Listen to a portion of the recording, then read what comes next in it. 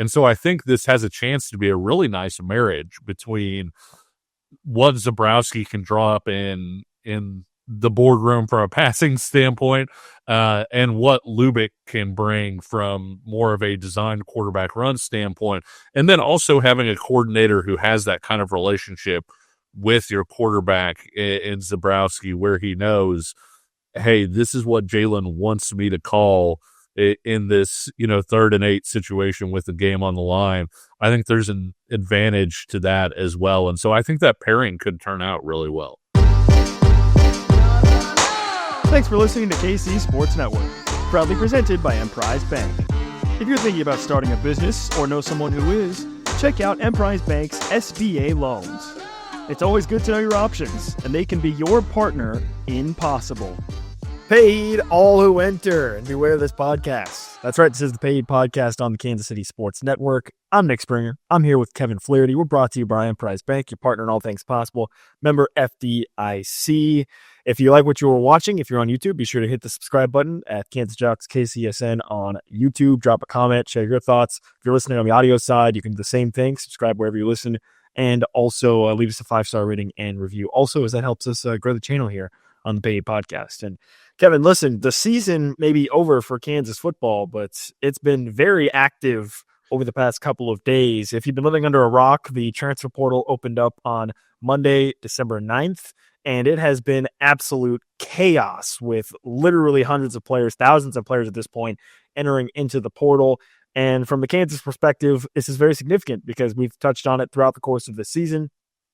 Kansas' roster was very, very experienced. It had a lot of seniors on it, losing over almost 40 players off this roster from last season, and many of them heavy producers for this team. So it's been a very, very busy couple of days. We're going to get into some of that, some of what KU's been targeting, and some names maybe that we like or names to keep an eye on throughout the show. But I did want to kind of kick things off here, Kevin. We didn't really get a chance to talk much on the show about this specifically, but Kansas continued to make some changes also on their coaching staff. Over last weekend, it was naming Coach Jim Zebrowski as the offensive coordinator, promoting DK McDonald as well from quarterbacks coach to defensive coordinator, with Brian Borland announcing his retirement. Jeff Grimes moves to Wisconsin, Coach Zebrowski. And then another addition came later on with Matt Lubick coming over as co-offensive coordinator now from Nevada. That should be a name that should be very familiar to Kansas fans, as he was on this staff previously back in 2022. And he has a very interesting story. He's been dealing with cancer for a while now. That's been kind of impacting him a little bit. And I know that he was offensive coordinator at Nevada and was active there, and now comes over here to Kansas, back over to Kansas, I should say. I guess, what did you make of all these changes? How did you kind of wrap your head around Kansas making these changes? I mean, we had talked about it. We maybe expected a possible change to the defensive coordinator. Jeff Grimes going to Wisconsin, I think, was a bit of a surprise. But I guess, how do you make heads or tails of what KU has done and where they are now in terms of their staff? Yeah, Jim Zebrowski's a move that could pay off down the road, but at the same time, when you're looking at the biggest possible impact, it's for this year, right? In terms of, you get Jalen Daniels back, he announces his return. You're going to be building an offense around Jalen Daniels at this point. You've got 3 returning starters on offense. Your quarterback's one of the 3 that you're bringing back. And so you really want to play to his strengths, because when Jalen is on, when he's playing with confidence, and I think, Nick, if you go back and look at ESPN's total QBR, which is an interesting metric, it's not perfect, but one of the things I like about it is it accounts for rushing yards as well. It's not strictly a throwing metric. It does look at caliber of competition as well. One of the things that I'm a little less high on is it assigns a portion of every sack as blame to the quarterback. As we know, sacks aren't always the quarterback's fault. Some of them are almost entirely on the quarterback, but there are also some where the quarterback doesn't really have a chance. There's not a whole lot that they could have done. But with all of that in mind, he was one of the top quarterbacks in the country in 3 of the last 5 games. And so you really started to see the Jalen Daniels, I think, that we thought there was a possibility of us seeing. And so how do you build on that? How do you get that version of Jalen even more often, potentially for a full season, Nick? You wind up putting people around him that he's comfortable with that are good at drawing out the best in Jalen Daniels. And like I said, I like Jim Zebrowski as a long-term hire. I think he's incredibly bright. We talked to recruits. Obviously, you're with me on the Verbal Commitment show as well. We talked to Jalen Mason, who's a Kansas quarterback commit in 2026. We talked to David McComb, who recently signed with Kansas as part of the 2025 class. Quarterbacks and recruits really sort of gravitate towards him. He does a great job of coaching those guys up. His personality is perfect for that. He's kind of a little bit of a Buddhist, I guess you would say, in that room where it, the whole saying of if you can fix it, it's not a problem. If you can't fix it, it's not a problem. And he's very much hey, that was an awful pass, but it's over. It's done with. Flush it and get to the next play. Hey, that was a terrific play. I can't believe you made it. It's done. It's over. Now you got to get to the next play. And so I think both in terms of as a quarterback coach, as well as what we saw in the bowl game against UNLV, where he kind of opened things up. I thought there were some really fun concepts in that game that he showed, and some things that Jalen Daniels could thrive with. I think it's something that's going to have a big short-term impact, but also be the sort of thing that Kansas could potentially build around in the future. What did you think about that one in particular? Yeah, I mean, I think to touch on Jalen Daniels real quick, just a quick thought there. Like the prospect of him having an entire offseason injury-free, without having to deal with any concerns, and then coming into next year it's tantalizing to say the least. And then, with Jim Zebrowski, you kind of touched on it. He has a very unique personality, one that really, really kind of, when he walks into a room, people turn their heads, they gravitate to him, which I think is a personality you probably want from an offensive coordinator. So that's exciting. And again, we kind of already saw a little bit of maybe what Jim Zebrowski may want to do long-term in the bowl game, right? That's kind of the difference, I think, between these two promotions, really, when you look at Jim Zebrowski versus DK McDonald is. But Jim Zebrowski, we actually kind of got a taste a little bit of maybe what he will try to do.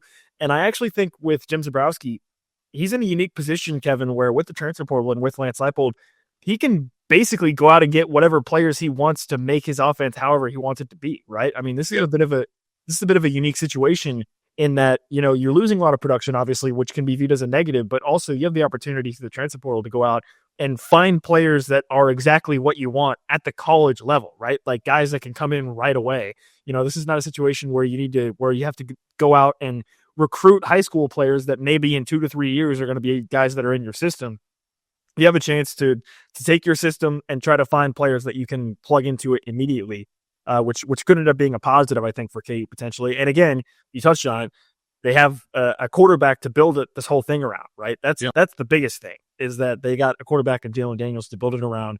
And so that was some of my big takeaways is, I don't know if this is going to become like an air raid offense. Obviously, Jason Bean threw the ball a ton in the bowl game against UNLV. We'll see what kind of style of offense specifically they run, consistently. But I think it's one that's exciting. I think the only question I would have is, and one that makes me kind of, I don't know if it necessarily scratch my head, but just kind of question a little bit is, if Lance Leipold thought that Jim Zebrowski was offensive coordinator worthy, then what was the purpose of going and getting Jeff Grimes last offseason? That, I guess maybe he didn't think he was ready, and now he thinks after another year he is ready. I don't know. That's the only thing where I'm like a little confused on. It's like, okay, well, you literally got an opportunity to see Zebrowski as offensive coordinator in a game, in the bowl game. They had already hired Jeff Grimes, I think, by that point, though.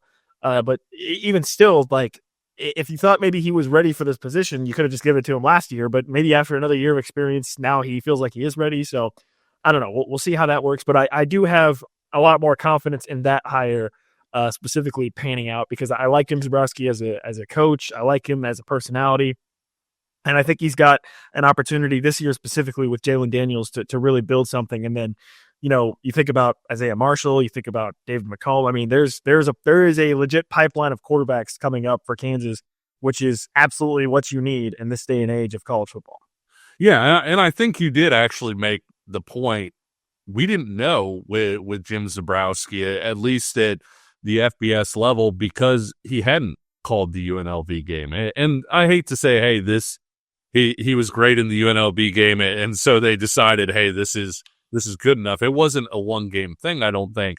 but at the same time, you didn't necessarily have that demonstration yet. He hired Grimes before Zabrowski's play calling in that game. And I think, too, Nick, when you looked at over the course of the season, I think one of the moves that really helped Jalen Daniels out was when they made the swap between Grimes and Zabrowski in terms of who was going to be on the field. And I think that's not necessarily a knock on Grimes. I think Zabrowski had that relationship, right? And he had the ability to know what his quarterback needed to hear, et cetera, at that time. I thought the offense came along really well over the course of the season. We've talked about that here.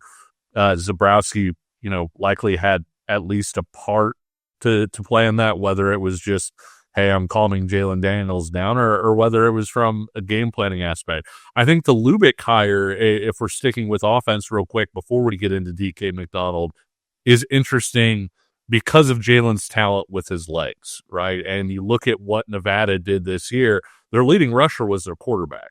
Brendan Lewis was a guy that, was a fairly solid thrower this year, wasn't bad, I didn't think. But he was a guy that ran for 977 yards before you took losses out. If you take the losses out, and remember in college, a sack counts as lost rushing yards. He had 775 net yards, so running for almost 800 yards and 8 touchdowns. Lubick presided over an offense where they really used the quarterback's legs. You look at when Lubick was here in 2022, he was here in 2023 as well, but 2022 was kind of when they made that shift to, hey, we're going to run auction. This is going to be what we do. We're going to give people all these multiple looks. And so he was on staff for that part of it. He goes to Nevada. You wind up seeing a lot of quarterback run game at Nevada. And one of the things I really liked about Zabrowski, and I tweeted about this a little bit going back and rewatching the Guaranteed Rate Bowl, I really liked a lot of the passing concepts that he had there.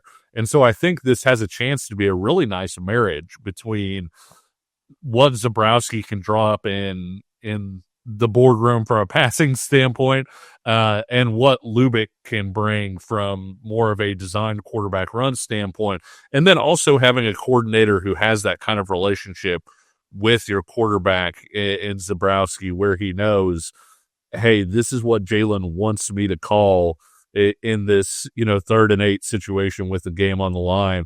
I think there's an advantage to that as well. And so I think that pairing could turn out really well. Yeah, I think in a lot of ways, this is probably best case scenario for Kansas on the offensive side, right? Yeah. Jalen Daniels comes back. Jeff Grimes ends up moving on, and you have Jim Zabrowski there that you can promote, that you feel pretty good about, and then you're able to bring in Matt Lubick back from Nevada. I mean, that's basically, I think, best case probably for the offense in the offseason. Is getting, people, I think, were too quick to maybe think of the idea of Jalen Daniels being gone as a good thing. I think definitely it's significantly better that Jalen Daniels is back. If he moved on, one of the things you would hear a lot is, well, it's time to turn the page to Isaiah Marshall. And I think if you actually, kind of put thought in on that timeline, it wasn't ever going to just be handed off to Isaiah Marshall. There was going to be a quarterback competition. And if Jalen Daniels left, they were going to bring in a transfer, an experienced guy into that room. And I think, Nick, to your point, the chances of that experienced guy being as good as Jalen Daniels is maybe not the best. And so I'm right there with you. I think Jalen Daniels gives you another bridge year.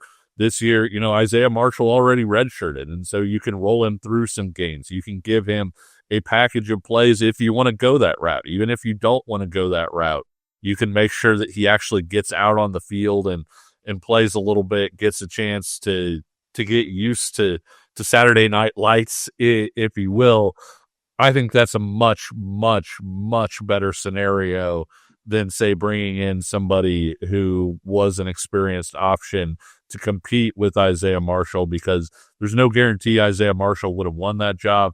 There's no guarantee Cole Ballard wouldn't have won that job. I think you would have had there are other factors in there that people who say, oh, just give it to Marshall, kind of declined to think about. This isn't, college football 25 where you land a star freshman quarterback and you've got an 87 rated senior and you're just like, this guy's out. We're gonna we're going to play this guy. And there are personalities and things involved as well. And so I do think getting Jalen back and then running it back with Zabrowski as quarterbacks coach and offensive coordinator, bringing in Lubick for his ideas as well. I think this is a really good fit on offense. Yeah, I'm glad you brought up Cole Ballard because regardless of what you think of him, that dude might be the most competitive player on the team from what I've seen, just from talking to different players and having the opportunity to talk with those guys. Like, I don't think it's a guarantee that if it was a quarterback battle that between Isaiah Marshall and Cole Ballard, that Isaiah Marshall is just the starter in that scenario. I think Cole Ballard would probably push him for that. So that was something else that was on my mind also. So. Okay, we're going to get into some transfer portal updates. Also want to talk a little bit about the defense. We've had quite a bit of time on the offense there. So we'll talk a little bit on the defensive changes as well, plus transfer portal updates as we're, day 4 transfer portal, and it's already been absolutely insane. Does it feel at all, Nick? Like, I know you've seen Anchorman.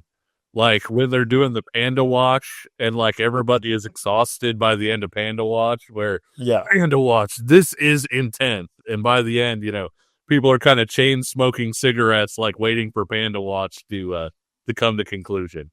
Yeah. The transfer portal, it is literally and metaphorically the wild, wild west in the transfer portal. It's chaos. So we'll talk a little bit about that. Talk about the defense as well coming up. Of course, we got to tell you about Home Field Apparel, our sponsors here on the show as well. You can head over to homefieldapparel.com, get yourself some Kansas gear if you're heading out on Fieldhouse for Kansas basketball games. Unfortunately, no bowl game for you to go to rep your Home Field Apparel gear, but still, Kansas basketball, Kansas women's basketball also as well. And then actually KU baseball is coming up in the spring also. So Dave actually got a pretty cool KU baseball tee as well. You can shop over at homefieldapparel.com. You can also get 130 plus other schools. Look, I've been trying to tell you the past couple weeks, you only got, basically less than 2 weeks until Christmas by now. So I don't know, you might be pushing it if you're trying to shop something there to get shipped in time for Christmas, but even still, you can look there as well. Maybe for like New Year's or something. I don't know. You can go to homefieldapparel.com, use the promo code PAYHEAT24 for 15% off your first order. More KU football talk coming up next. Looking for tickets for your next event? Tickets for Less is your number one source. Save big on every purchase when you use promo code KCSN at ticketsforless.com. This is the Paid Podcast on the Kansas City Sports Network. I'm Nick Springer. I'm here with Kevin Flaherty. We're brought to you by Emprise Bank, your partner in all things possible, member FDIC. Don't forget, if you like what you're listening to or watching, if you're on YouTube, be sure to hit the subscribe button, drop a comment. If you're watching on the Kansas Jayhawks KCSN YouTube feed, be sure to subscribe. Also subscribe if you're listening wherever you get your audio, whether it's on Apple or Spotify also. Okay, let's shift to the defense a little bit. This is where I think the conversation becomes a bit more interesting, Kevin, as Brian Borland retires and Lance Leipold decides to promote DK McDonald to defensive coordinator. And DK McDonald, for those that maybe didn't fully track his sort of his journey to getting to KU, spent some time at Iowa State and then eventually went on to the NFL as an assistant coach of the Philadelphia Eagles before coming to Lawrence. He has not ever been a defensive coordinator. He has not ever called plays for a defense. But I think he is a pretty shrewd recruiter. That's part of the reason why I think they brought him in as well, especially for the Midwest. And so my thought on this is I'm kind of withholding judgment a little bit. I think there was a knee-jerk reaction of, another promotion internally for a defense that was bottom 100 in a lot of analytics and, bottom of the conference, so really across the board, the Big 12.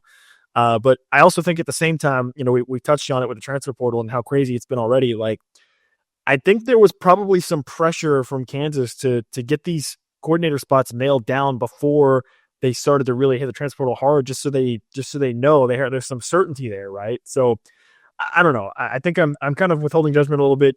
I think in terms of defensive scheme, I'm not really even clear exactly what DK McDonald may continue to do from Brian Borland, what he may change. There's a lot up in the air there, but again, I think just for the sake of the transfer portal and making sure you have somebody there, that was probably part of it. I don't know what was kind of maybe your read on this a little bit on the defensive side. Yeah, one of my favorite bits in the college football space comes from CBS Sports' Tom Fornelli. Whenever anybody hires a coach, he says, "Great hire. I have no idea if it will work." And I think when you look at DK McDonald, it's a hire that I think you can look at it and be really intrigued by. I don't think any of us have any ideas if it's going to work. And that's not a knock on DK McDonald either. It's just we don't know. We don't know what a defense called and designed by DK McDonald is going to look like. Kansas is going to stick with a 4-man front and be sort of a one-gap defense. I think that's the one thing I feel relatively certain about and part of that is just, Nick, because they've spent so much time recruiting to that system that they're not just going to throw all of that away, I think, overnight because somebody sees things a little bit different. So I think they'll stick there. One of the interesting things I think to watch is we talked about it before the season started. Under Brian Borland's defense, situational subs weren't as big of a thing. It was more sort of, hey, we're going to get DJ Warner. I know he's transferring out, but as freshman, we're going to get him 15 or 20 snaps in this game. This is a chance for him to get some snaps here. It was less, hey, this guy is our best pass rusher. Let's get him out there on 3rd and 8 when we know they're going to throw the ball. There were less situational subs. I'm interested with DK McDonald with the NFL part of his background because, as you know, Nick, as somebody who pays so much attention to the Chiefs, who does a lot of Chiefs shows every week, in the NFL, situational subs are absolutely a huge thing. A guy like Chris Jones can line up on the outside on normal downs and then slide in to rush the passer from the interior on a passing situation. A guy like Charles Omenihu can do the same thing. Dana can do the same thing. And you're putting guys out there who can rush the passer like Felix Anudike-Uzomah. Maybe he's not out there on typical downs, but hey, it's 3rd and 12. Some of our other guys are not there. This is a chance where he can succeed. And I think part of the reason I'm bringing this up, Nick, is when you're a school that recruits at a ridiculously high level, like a Georgia or a Texas or an Alabama, you can get the guy that's good on all 3 downs, right? The guy who's big, fast, athletic, and doesn't have a whole lot of weaknesses. When you slide down a few tiers from a recruiting standpoint of what you're getting in there, and that's not saying you won't have great players in there, but one of the areas where you can do kind of well, and it's something that I think Bill Snyder did really well at Kansas State, it's something that KU could do really well, is you can get guys who are really, really good at one thing. And maybe they don't have the most well-rounded profile. One of the things that I'm really interested in watching, and I talked a really long time to get to this, is with the NFL background, do you see DK McDonald sort of circling guys to find success in certain situations? Is Kansas going to be heavier on situational substitutions where it's 1st down against a run-first team? We're going to have our bigger defensive line group in there. It's 3rd down. Let's slide one of our defensive ends into defensive tackle, have a quote-unquote NASCAR package or whatever you want to call it. That's one of the interesting things, I think, to watch, as opposed to I think when Kansas comes out against Fresno State and you hear the starting lineup, it's going to be pretty typical to what we've heard. There's not going to be a whole lot new from that standpoint. Obviously, a lot of new players, but I think where we're going to see a change, or could see a change, I should say, is potentially, hey, once you get later into the game, once you get into certain situations, are you seeing DK McDonald looking more into that as opposed to a guy having to know the whole defense, having to be able to deal with everything before he gets out there on Saturdays?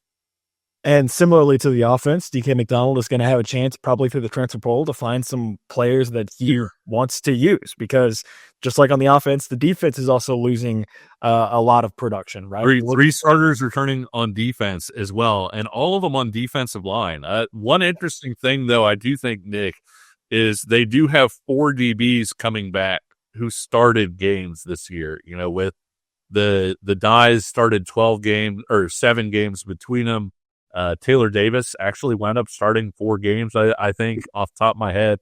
And then Jalen Todd started against Colorado and I thought played pretty well in that matchup. And so 3 returning starters in Dean Miller, DJ Withers, Tommy Dunn. But you also have some secondary guys that were out there in big moments and got some starts, even if they don't meet the sort of starting for a half season threshold to be included as a returning starter. Okay, so let's get into a little bit of transfer portal here because there's a lot to get to. First off, we'll start with the most notable departures, I think, at this point for Kansas, which, by the way, one thing that KU has been exceptionally good at over the past basically 3 years, essentially, of this era of the transfer portal that we live in now. KU's been pretty much best in the conference or near the best in the conference every year in terms of departing transfers, meaning they are doing an excellent job of retaining players typically. And there's another great example of that this season with the transfer portal, where I think probably the two most notable transfers out of the program for KU would be on offense, Savion Morrison, and on defense, DJ Warner. Those are probably the two biggest ones that Kansas has lost. They did lose a little bit of cornerback depth with Brian Dilworth and Caleb Purdy as well. So they might be looking to fill more there a little bit. But that's really about it in terms of departures, right? Now, I will say part of that is also because of the fact that, like we talked about, Kansas is losing 30-plus seniors. So there's just a lot of guys departing because of that. But in terms of... And Logan Brown heading to the NFL draft as well. Yeah. Yeah. So generally, KU's done an excellent job again in terms of not having too many players transfer out of the program. DJ Warner certainly feels like a big loss because of the hype that he had, and he was a top 100 recruit and so on and so forth. But KU should be okay, I think, probably, potentially, maybe at the defensive end position without him. So we'll see. Obviously, Savion Morrison is a big hit personally to my brand. Yes, it's a tough one. That stings for sure. Yeah, tough one to see him go for sure. But certainly wish those guys the best going forward. So that's kind of a look at the outgoing transfer portal right now. Incoming is obviously where we're going to be much more focused because of all the things we laid out with what Kansas needs and how many opportunities KU is going to have and how many openings KU is going to have, essentially. We kind of touched on it, I think, in our sort of end-of-season show about the top position groups KU might be looking at. I think you and I both agreed, like, wide receiver and linebacker, probably the top two that KU's most interested in. With 5 exclamation points on both of those positions, yeah. When you look at wide receiver, a couple of names to keep an eye on. There's a transfer from Lindenwood that KU has offered. Omari Kelly is a transfer from Middle Tennessee State, who is a player that I personally am really excited about. I think could potentially be a strong addition.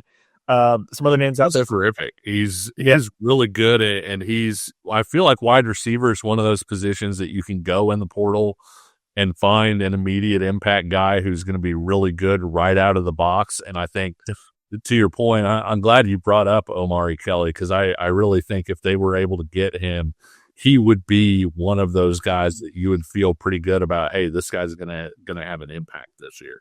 Another wide receiver from FIU to keep an eye on as well. At the linebacker position, there's a number of guys that I'm keeping a close eye on. One of them being Joseph Sipp. He is from Bowling Green. I believe he was on Bowling Green when JB Brown was there. Yeah, so friend of the show, Michael Swain over at Bong.net, actually, I believe, reported that he was JB Brown's roommate at Bowling Green. So, yeah, it's good connection to have there for sure, given that JB Brown was a good player at Bowling Green, came to Kansas and really made the most of his opportunity in Lawrence. Yeah, another MAC linebacker to keep an eye on is Brian McCoy from Akron, 120 tackles last season at Akron, which would be pretty good. Omar Graham is a transfer from Florida State who's on multiple visits as we're recording. And then Antaron Turner from Western Carolina is another name to keep an eye on. I will just say this, kind of overarching as we kind of go down this list of some of these guys that KU is shown interest in, or I think maybe could be a good fit for KU is, I think some people may be wary of lower level transfers or guys from non-Power 4 or even FCS level, because there are some FCS level players that KU seems pretty active in looking for. I'll just say this. Keep an eye on the offer list, right? Because you can have a guy, for instance, there was a cornerback actually from Lindenwood, Trey Bell, who has multiple Power 4 offers, okay? Yep. So I think people may be quick to say, why is Kansas looking at this player? Why is Kansas looking at that player? Look, in this era of college football, you never know where talent can come from, and the transfer portal allows you to go out and find players at lower levels and elevate them, right? So I would just kind of keep that in mind as an overarching theme, like, some of these guys at lower levels, I think certainly are capable of playing at higher levels. And KU has shown that with some of the transfers they've gone out and gotten before, right? I mean, some of the guys that have been the best transfer for KU have been from lower levels as well. So that's just kind of a overarching thought. But yeah, linebacker and wide receiver, I think, certainly appear to me to be the top two needs for Kansas. And fittingly, it seems as though those are the top two positions that Kansas seems to be most aggressively targeting right now. Yeah, and to your point, at linebacker in particular, I don't want to say you absolutely want to go the lower level route, right? Because you absolutely would love to have a guy that just started 12 games for Ohio State or something like that coming in your program. But I do think with linebacker, the reason that guys play or don't play is because they know what they're doing, right? It's instincts, it's being able to read plays and get to where you're supposed to be. And so for me, linebacker is almost one of those positions where it's more of a risk or more of a long-term project to get a guy from a quote-unquote power school who hasn't been playing as much, as opposed to going and finding a guy that, hey, we're watching this guy for Bowling Green. He's got the requisite athleticism, and he's making plays sideline to sideline, and he's, reading plays well.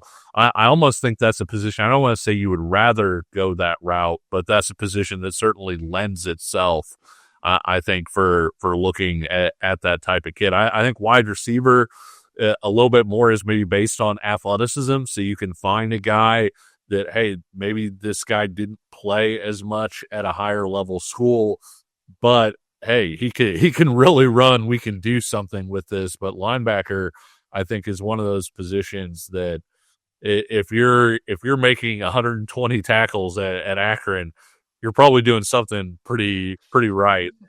So yeah, like you said, look at the offer list. And it's interesting you bring up Bell from Lindenwood. I really like Caldwell, the wide receiver from Lindenwood. 6'5", can run. Actually reminds me a little bit of Quentin Skinner in terms of from a body type standpoint and the way that he's able to get over the top of guys on deeper routes. And so it'll be interesting to see how Kansas fills out that group, because obviously your most experienced returning receiver is Doug Emillion, and he was your number 5 guy this year. Keaton Kubeko was a guy that people had sort of high hopes for this year, but was hurt. But you don't have a lot of experience coming back. That's a position where we could look at it next year, and if KU's rolling out 3 wide receivers to start, it might be 2, maybe even 3 new guys out there.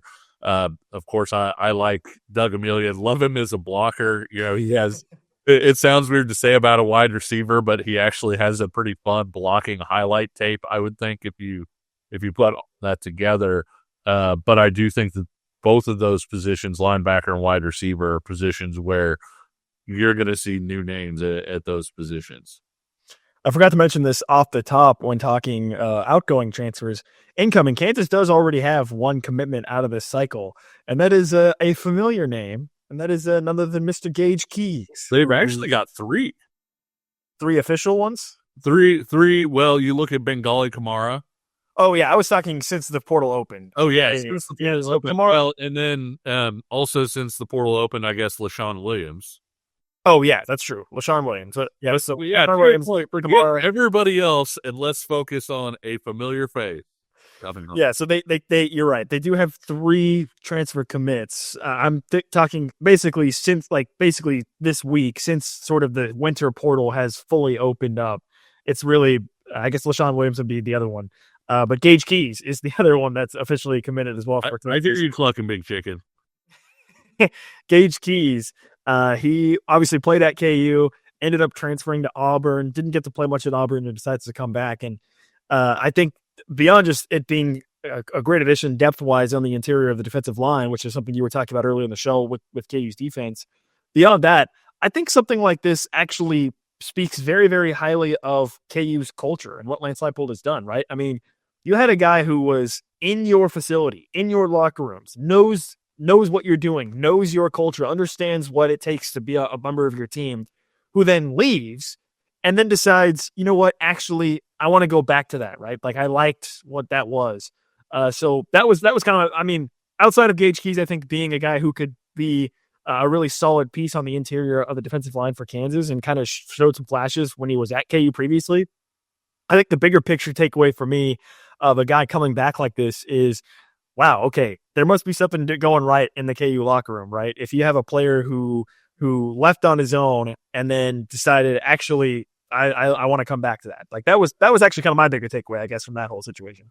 Yeah. So can I just say too, that was one of the best tweets that we've seen. Yeah. And somebody, Gage Keys, for those of you who didn't see it, he tweeted out, "My fault, y'all. I was tripping. Hashtag run it back. Hashtag rock chalk." So terrific way to announce you're coming back. But yeah, to your point, I do think it's a big check mark in the coach's direction, a big check mark from a culture standpoint that we've talked about in terms of, hey, this guy went somewhere else, saw the grass isn't actually greener than what we had. And from a football standpoint, Nick, Blake Harrell, I think, emerged as kind of a future star this year, especially as one of the rare defensive tackles that can rush the passer and has some juice in that area. Gage Keys, I thought 2 years ago, put some really interesting pass rush flashes on tape. I don't think he was credited with a sack. I could be wrong on that. But if you actually watch through the games, and those of you who know me, I am a sicko who watches through all of the games multiple times, there was a lot of intriguing pass rush stuff there. And so I do think it's interesting bringing back DJ Withers and Tommy Dunn. Gosh, that's a really good duo there. I think heading into their senior years, having Blake Harrell as kind of this ascendant guy in that group as well. Adding Gage Keys back in, another guy that can rush the passer, maybe at a higher level than some of the other guys that they've got. And I think too, Nick, we haven't heard anything yet, which would lead me to believe, and maybe this is the wrong way to look at it, I think we're probably going to see Keenan Caldwell come back. And Keenan Caldwell had some really good moments this year. I've said it on our show before, Nick. You're a big Savion Morrison fan, obviously. I'm a big Keenan Caldwell fan, and a big part of the reason that I am is I really think that he fit the defense that they had under Les Miles like a glove as sort of this two-gap defensive tackle who's going to line up over the center and just control the middle of the line. Les Miles and that staff, obviously, they get fired. You have Lance Leipold come in, they shift to more of a one-gap scheme where it's more important to be quick and explosive. Didn't necessarily fit Keenan Caldwell's skill set. A lot of guys would hop in the portal immediately and say, this isn't me. Caldwell deserves all the credit in the world, I think, for sticking it out, continuing to work. And this year, Nick, he carved out a role. Like, he was in that rotation. And so kudos to that kid. I'll always think that's a great deal for Keenan Caldwell, and says a lot about him that he just kind of put his nose down and continued to work and found a way to make himself a really effective Big 12 player. Other quick areas to look at in the transfer portal. We mentioned the cornerback position. Sort of a pipe dream for me, Kevin, or a player that is very, very tantalizing is Jaleel Hurley, transfer from Alabama. He's a redshirt freshman, a former top 50 recruit, probably going to be one of the top-rated players in the transfer portal. KU, I think, is involved potentially there. That would be very significant. DJ Graham from Utah State is another one maybe to keep an eye on. We mentioned Trey Bell from Lindenwood as well. And then on the offensive line, we didn't really touch on it too much, but you mentioned Logan Brown departing. You expect Calvin Clements to be one of your tackles, but KU could be looking for potential another starting tackle in the transfer portal. A name to possibly keep an eye on is Jack Tanner, a transfer from Tulsa. Also, with the Matt Lubick connection that we talked about earlier, Tyson Ruffins, who was a freshman at Nevada, who started, I think, 6 games for Nevada as a freshman offensive lineman for them. Could be a name to keep an eye on with the connection, obviously, from Lubick coming from Nevada back to Kansas as well. A couple of names to keep an eye on there. And then at kicker, you would expect that KU would be probably looking for another opportunity for somebody to come in as a kicker. There's been some reports. I don't think anything is official yet, but Latham Margin, the kicker from Florida Atlantic, who was a Lou Groza Award semifinalist last season. He was 16 of 17 on field goals. He seems to be a name that is linked to KU at this point as we're recording on today's Thursday. Thursday afternoon. as we record here. So he could be somebody to keep an eye on as a possible option for Kansas at the kicker position as well. So those are kind of some of the top names that I think we're keeping an eye on. Certainly that I think Kansas might be involved with. The transfer portal, man, it's crazy. It's fluid. Everything seems to be changing by the minutes, by the hours, by the days. So we will certainly be paying attention to that and try to keep you as up to date as possible as we continue through, as Kansas looks to basically fill out its roster this offseason heading into 2025. So there's a lot to talk about, obviously, with what KU has done and what KU hopefully will continue to do in the transfer portal to bring in some names to build their roster for 2025. Besides that, Kevin, that's about, I think, going to wrap it up here for our show here today, talking KU football and the offseason and transfer portal and some of the coordinator thoughts. You got anything else you want to share with our good listeners? No. I think this is it's kind of fun for those of us who enjoy roster building at this point and looking at. I think one of the interesting things in the portal, Nick, and you talked about Kansas pursuing young guys from certain spots. Whether it's Jaleel Hurley, whether it's the offensive lineman from Nevada. I think that's going to be one of the keys of this transfer portal season is, yes, you'd like to get a few experienced guys to kind of fill out your roster because you're lacking in experience. But I think the other part, too, is, Nick, a guy who only has 1 year left doesn't have as much value for you in this case. Kansas has a young team this year. They've got, I think, a pretty talented team at a lot of spots. When you look at some of the guys that they've recruited over the last few cycles that you're expecting to maybe break in a little bit here and there. And I think one of the things that you can do in this transfer portal is not just set yourself up for 2025, but build yourself the sort of roster around those young guys to where you have more options, you have different guys that you can tap into and kind of allow those guys to grow. Because I do think when we're looking back on 2025 and saying, hey, this is why Kansas was 3-9, or this is why Kansas was 6-6, or whatever, we are going to look at the portal. But the other half of it is we're going to look at guys like John Kamara and guys, like Jalen Todd and say their development and this offseason either allowed KU to maybe punch above its weight, or hey, they weren't quite ready yet. And so you're building with those guys still for 2026, 2027, et cetera.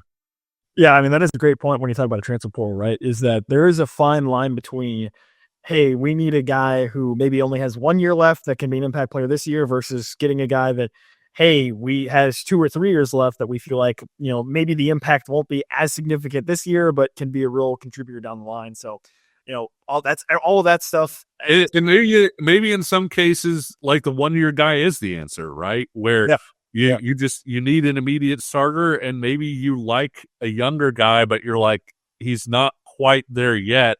Let's have a bridge year to where this guy can take over. We can kind of work in the younger guy. I think when you look at the offensive line class that they recruited last year was pretty strong as an overall group, but you might not want those guys to start as redshirt freshmen. And so maybe you take a guy that can, steal your guard spot for a year and then feel good about somebody stepping into that spot in 2026. Absolutely. And of course, that conversation we just had is being had in offices at Kansas and across the country as well, as all these different schools kind of go through the same thing. Kansas may be more a bit on the extreme end because of what they lost, but still everybody is looking to the transfer portal possibly for, whatever needs they may have. So what we need for you is to subscribe and listen and join us throughout the offseason. Of course, we'll be talking plenty more KU football and plenty more KU basketball as well here on the paid podcast on the Kansas City Sports Network. So be sure to subscribe on our YouTube channel at Kansas Jayhawks KCSN, and be sure to subscribe and listen wherever you get your audio podcasts as well. And keep supporting us, keep supporting the show, and keep listening also. But until then, he's Kevin Flaherty. I'm Nick Springer. We're going to talk to you again soon.